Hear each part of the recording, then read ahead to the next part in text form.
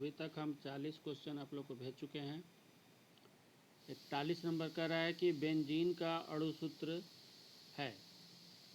ए में दिया है C2H2, बी में दिया है C2H4, सी में दिया है CH4 और डी में दिया है C6H6। तो बेंजीन का अणु सूत्र C6H6 होता है। ठीक है, इसका आंसर हो जाएगा डी। 42 नंबर का रहा है कि हाइड्रोजन के दो परमाणुओं के बीच कौन आबंध बंधे हैं। एक एक इलेक्ट्रॉन का शेयरिंग होता है, इसलिए इसमें एक आबंध बनेगा। ए में त्रिआबंध, बी में द्विआबंध, सी में एक आबंध और डी इनमें से कोई नहीं, तो आपका आंसर हो जाएगा सी।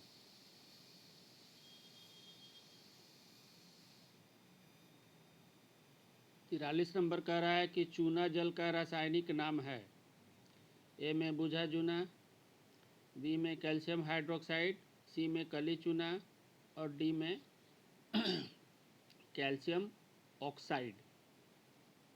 तो बुझा चूना तो उसका जनरल नाम है, उसका रासायनिक नाम जो है calcium hydroxide, CaOH whole twice.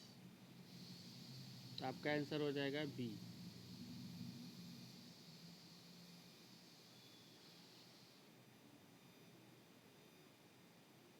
चौवालीस नंबर है चीनी का रासायनिक सूत्र है। ए में दिया है CH3CHO, बी में दिया है C6H12O6, सी में दिया है C12H22O11, डी में दिया है CH3COOH। तो आपका आंसर हो जाएगा सी।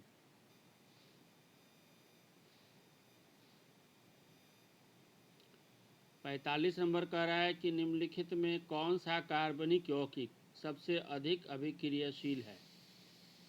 ए दिया है C2H6 यानी एथेन, बी दिया है CH4 मेथेन, सी दिया है C3H8 प्रोपेन और डी दिया है C2H4 एथीन। तो आपको इसके बारे में बताए थे कि संकलन अभिक्रिया में इसी में हाइड्रोजन का योग हो जाता है और ये अल्केन ग्रुप बन जाता है। ये आपका डी आंसर हो जाएगा।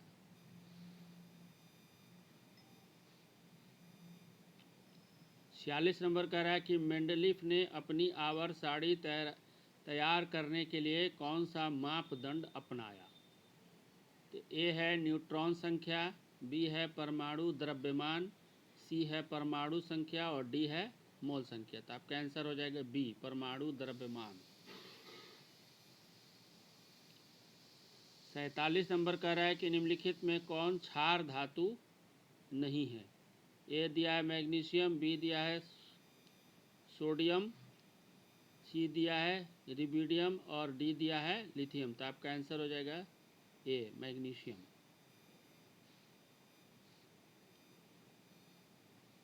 48 नंबर कह रहा है कि निम्नलिखित में कौन हैलोजन समूह का सदस्य है। तो हैलोजन समूह मैंने आपको बताया था कि टोटल हमारे 4 होते हैं, क्लोरीन, फ्लोरीन, ब्रोमीन, आयोडीन।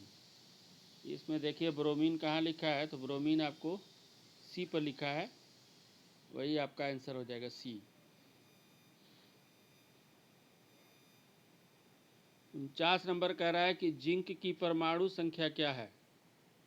तो इसका आंसर आप लोग कमेंट बॉक्स में डालिए, आपको ये मालूम होना चाहिए।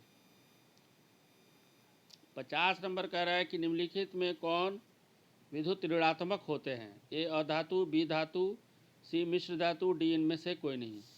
तो आपका आंसर हो जाएगा ए, क्योंकि अधातु के बाहरी कक्षा में 5, 6 और 7 इलेक्ट्रॉन होते हैं और ये इलेक्ट्रॉन को आयनिक यौगिक में लेते हैं, इसलिए इन पर निगेटिव हो जाता है, इसे विद्युत ऋणात्मक हो जाते हैं।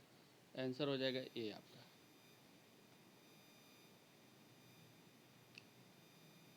51 नंबर कह रहा है कि राजस्थान के किस ग्राम में चिपको आंदोलन के क्रम में महिलाओं ने जाने दी थी। तो यहाँ पर आंसर हो जाएगा पवन दिया है, बी दिया है खेजरी, सी दिया है रनी, डी दिया है रेनी। तो आंसर हो जाएगा बी, खेजरी। 52 नंबर कह रहा है कि निम्नलिखित में से किसके कारण पर्यावरण में संतुलन बिगड़ जाता है। ए दिया है वन रोपण यानी पेड़ पौधा लगाना, बी दिया है बढ़ती मानव जनसंख्या, सी दिया है अधिक हरे पौधे का उगना, डी दिया है जैव विविधता। तो जनसंख्या के कारण ही हमारा पर्यावरण का संतुलन बिगड़ता है, क्योंकि रोड्स, इंडस्ट्रीज, घर से बहुत ज़्यादा हम लोग पर्यावरण का दोहन कर देते हैं। बी आंसर होगा आपका। 53 नंबर कह रहा है कि पर्यावरण को प्रदूषण से बचाने का सबसे अच्छा तरीका है। ए में दिया है वस्तु पुनर्चालन, वस्तु का पुनर्प्रयोग, सी वस्तुओं के उपयोग की कमी, और डी दिया है इनमें समी। तो पुनर्चालन का मतलब फिर से हम सामान को रिसाइकलिंग करते हैं, तो फिर से एक नया सामान बना लिए, फिर से रीयूज करते हैं उसको हम, और हम उसकी कमी कर दें, तो ये सब आंसर हो जाएगा, यानी आंसर हो जाएगा आपका डी।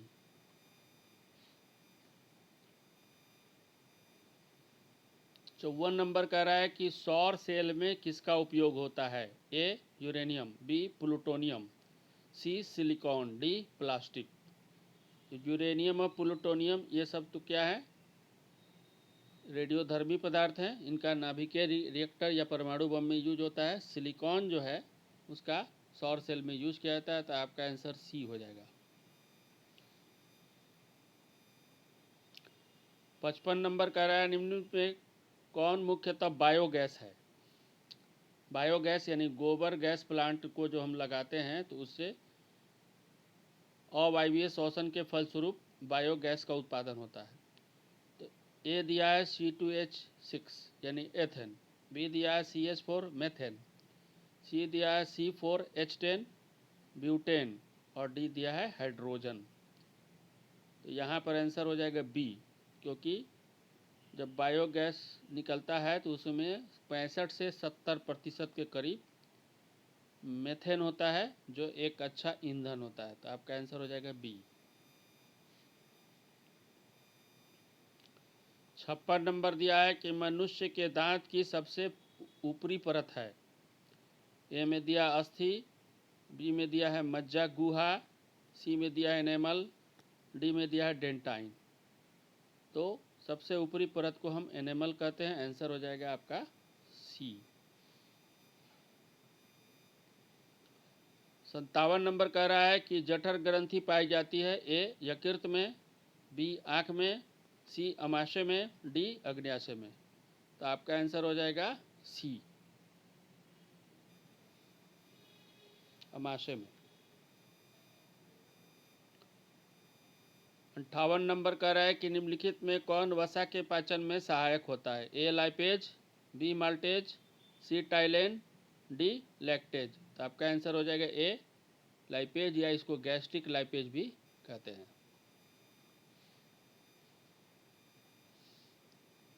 59 नंबर कह रहा है कि पित्त रस का रंग होता है पीला, हरा, सफ़ेद।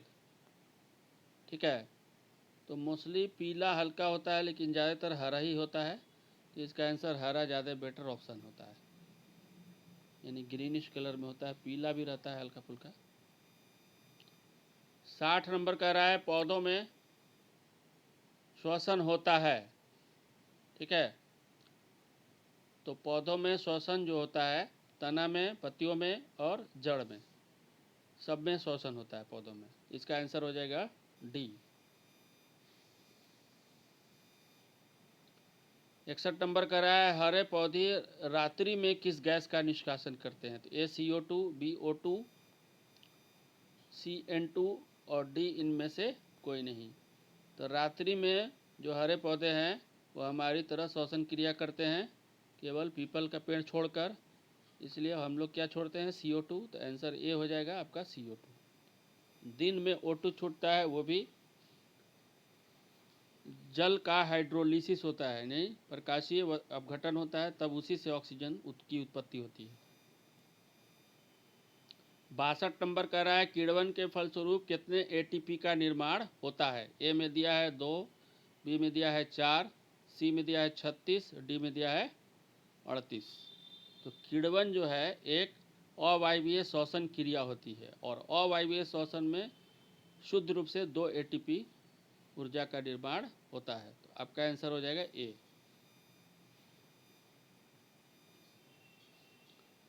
तिरसठ नंबर कह रहा है कि सामान्य डायस्टोलिक रक्तदाब होता है।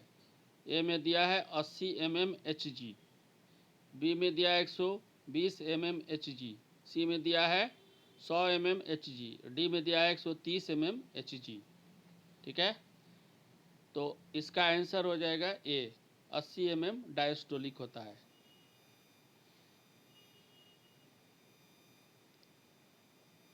चौसठ नंबर कह रहा है कि पौधों में वाष्पोत्सर्जन किस अंग में होता है? तना में, पत्ती में, फूल में? तो सब में होता है, तो आंसर हो जाएगा डी।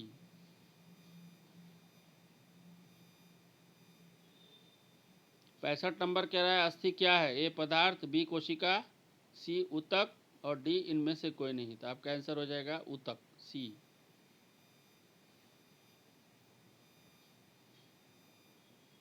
66 नंबर कह रहा है कि पादप में अपशिष्ट संचित रहते हैं। ए छाल में, बी पत्तियों में, सी कोशिकीय रिक्तिकाओं में। तो इस सब में पादप के अवशिष्ट पदार्थ संचित रहते हैं, तो आंसर आपका डी हो जाएगा। 67 नंबर कह रहा है कि वृक्क के संरचनात्मक एवं क्रियात्मक इकाई को कहते हैं। ए मूत्रवाहिनी, बी ग्लोमेरुलस, सी नेफ्रॉन, डी बोमन संपुट। तो इसका आंसर हो जाएगा आपका सी, नेफ्रॉन होता है।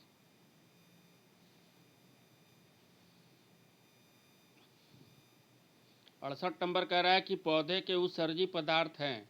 ए टैनिन, बी रेजिन, सी गोंद। ये तीनों उत्सर्जी पदार्थ होते हैं, तो आंसर हो जाएगा आपका डी, 68 का।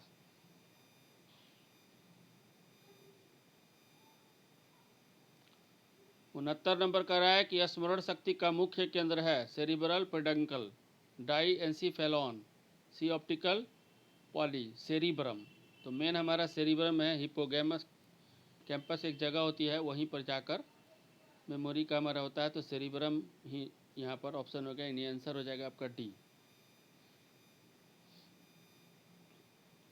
70 नंबर कह रहा है कि जड़ का अधोगामी यानी उल्टा वृद्धि कहलाता है। जलानुवर्तन, रसायनानुवर्तन, प्रकाशानुवर्तन सी, और डी दिया है गुरुत्वानुवर्तन। तो गुरुत्व बल के कारण जड़ नीचे की ओर ऊर्ध्वाधर जाता है, इसलिए गुरुत्वानुवर्तन होगा, और इसका आंसर हो जाएगा आपका डी।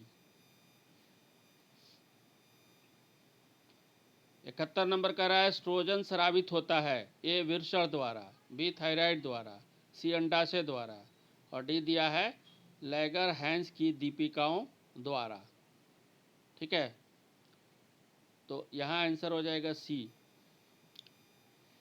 अंडाशय से एक और एस्ट्रोजन जो है एक मादा हार्मोन है। अंडाशय से एक और हार्मोन स्रावित होता है। उस मादा हार्मोन का नाम आप लोग कमेंट बॉक्स में लिख कर डालिए।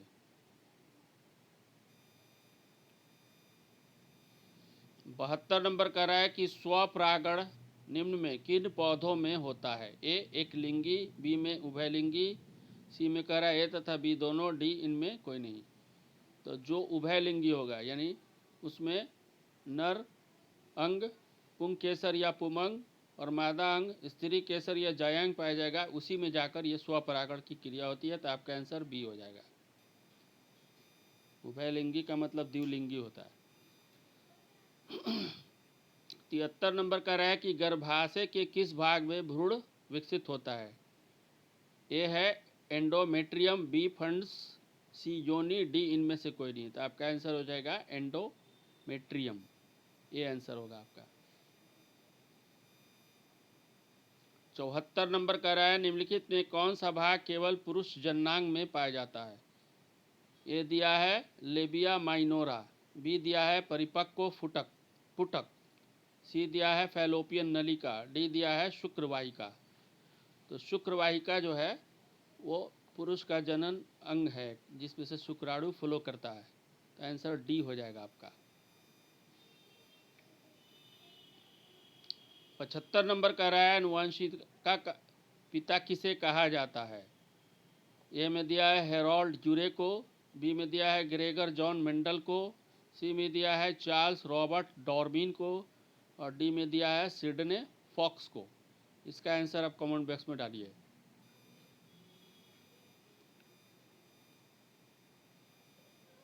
छिहत्तर नंबर कह रहा है कि मेंडल किस देश में ईसाइयों के एक मठ के पादरी थे। इसका भी आंसर आप कमेंट बॉक्स में डालिए।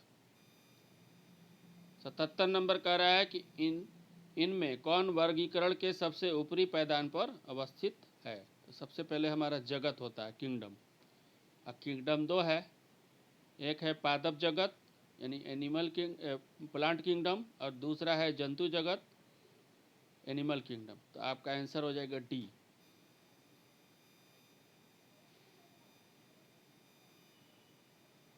अठहत्तर नंबर कह रहा है सूक्ष्म उपभोक्ता का उदाहरण है। ए कह रहा है जीवाणु, बी कह रहा है कवक, सी कह रहा है शैवाल और डी कह रहा है ए और बी दोनों। यहाँ पर आपका आंसर हो जाएगा डी। इसलिए डी होगा कि जीवाणु और कवक बहुत छोटे होते हैं, शैवाल छोटा भी होता है और बड़ा भी होता है। जैसे एक कैंप नाम का शैवाल होता है जो लगभग 100 मीटर लंबा होता है, जबकि वुल्फिया इतना छोटा शैवाल होता है कि जिसको हम खुली आँख से नहीं देख सकते हैं, माइक्रोस्कोप की सहायता से देखना पड़ता है। तो आपका आंसर डी है। 79 नंबर कह रहा है मांसाहारी जीवों को कहा जाता है। ठीक है, ए दिया है प्राथमिक उपभोक्ता, बी दिया है द्वितीयक उपभोक्ता, सी दिया है तृतीयक उपभोक्ता और डी दिया है ए और बी दोनों। तो प्राथमिक उपभोक्ता तो सभी शाकाहारी जंतु होते हैं क्योंकि वो उत्पाद यानी प्लांट्स को खाते हैं।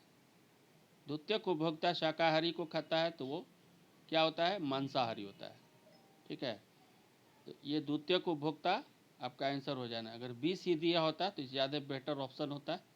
यहाँ पर अगर हम बैठाएंगे, अगर कोई जैसे मान लीजिए कि हिरन बैठा है और उसके बाद हमारा चीता, बाघ, शेर अगर आ रहा है तो उस कंडीशन में हिरन के बाद इन्हीं का नंबर है क्योंकि ये हिरन का शिकार करके इनका मांस खाते हैं। तो आपका आंसर हो जाएगा बी, द्वितीयक उपभोक्ता। तृतीयक जो होता है सर्वश्रेष्ठ उपभोक्ता होता है किसी भी पारितंत्र का। 80 नंबर लास्ट क्वेश्चन कर रहा है खाद्य श्रृंखला के प्रत्येक पोषी स्तर पर कुल ऊर्जा का कितना प्रतिशत अगले पोषी स्तर को स्थानांतरित होता है।